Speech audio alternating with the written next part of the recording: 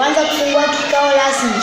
Nampa nafasi kumkaribisha mbunge wa jimbo la Nyashana. Karibu kwa maswali. Mheshimiwa Spika wa Bunge la Jamhuri ya Muungano wa Tanzania kwa kunipa nafasi. Mheshimiwa Spika, niko na maswali matatu tu. Kwenye kata yangu tuna upungufu wa walimu katika shule ya kata ya Nyashana, ambapo imepelekea wanafunzi kutokuwa na muda mzuri wa kusoma. Naomba majibu. Pili, kwenye kata yetu kumekuwa na mmomonyoko wa maadili dhidi ya wanafunzi, hususan ni wanaotoka kanda ya Ukelele na kuingiliana na shughuli za wanafunzi Nyashana. Je, swala hili ambalo linakuja kwa kasi tutawasaidiaje wanafunzi hawa? Naombeni majibu. Karibu Mheshimiwa Waziri wa Elimu kwa majibu. Kwanza nipende kushukuru Bunge la Jamhuri ya Muungano wa Tanzania. Nikushukuru Mheshimiwa Spika wa Bunge. Naomba kujibu maswali ya Mheshimiwa mbunge wa jimbo la Nyashana. Serikali yetu ya Jamhuri ya Muungano wa Tanzania imejipanga kushughulikia tatizo hilo. Nipo katika mikakati ya kuhakikisha tatizo la kata hilo linaisha. Sio tu bali na kata jirani zina tatizo kama hilo.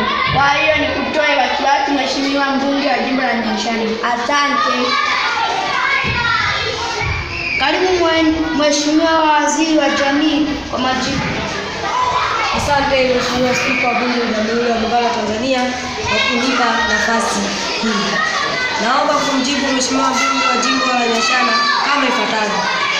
Mheshimiwa mbunge wa Nyashana, serikali yetu imejipanga na imeshafanya mikakati juu ya tatizo la maadili kwenye kata hiyo, pamoja na kutatua shughuli za mwingiliano dhidi ya wanafunzi wa Ukelele. Kwa hiyo ondoa hofu na mashaka juu ya kata yako.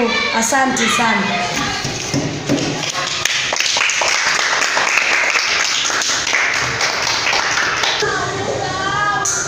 Yes, ndugu wazazi, ndugu wa Tanzania, kwa kipindi hiki tunapenda kuwahimiza wazazi wetu kulea vipaji vya watoto, maana tuwekeza kwa watoto. Ndani ya watoto vitu ambavyo ni vya muhimu sana kujifunza na tuwajengee talent watoto ili kwamba wajue nini ambacho kitatokea baadaye na jinsi gani waweze kuishi katika misingi ya kutambua sifa na mienendo ya nchi yao jinsi inavyokwenda na namna ya kujua uongozi jinsi unavyotakiwa kwenda.